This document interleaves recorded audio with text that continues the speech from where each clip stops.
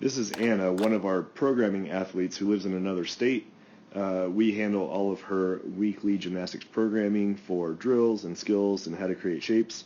And she has maybe the best muscle up that we currently have on video from any athlete. You'll see how clean this is, and then we'll break it down. Just perfect, as good as it gets. Step one of why this works so well is this backswing right here. At the apex of her backswing, she's really, really long, no angles, everything is stretched out, and this means that as she falls down through the rings, gravity is going to do most of the work for her, so she doesn't actually have to use energy. We call this our free energy that we try to teach all of our athletes to harness. Step two, as she falls through the rings on her front swing, she's going to stop her toes like she's hitting a wall. You'll see that they stop rising immediately, and by squeezing her butt tight, she creates that nice tight body wave, that tight arch that we try to create, which gets her feet down and lets her chest start floating up through the rings. At the same time her toes are stopping, we see her force those rings back overhead. It happens really quickly when you watch it at real speed.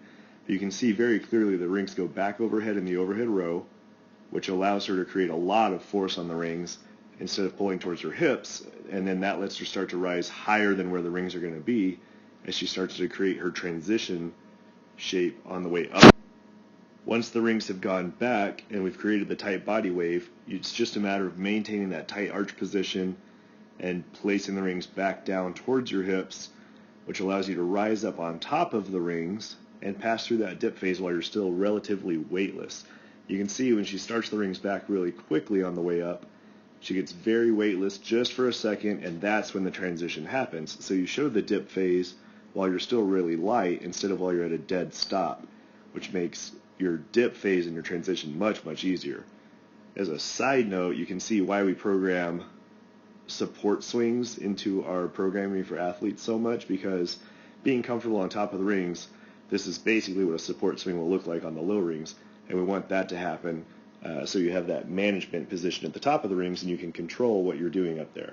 Beautiful muscle up. And when you put all those pieces together, it looks really easy because it is really easy. That's what we're going for. Hi, this is Coach Anthony. I hope you enjoyed that I-99 Insight.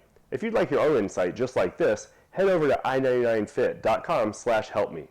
And be sure to like, follow, and share everywhere online at I99Fit.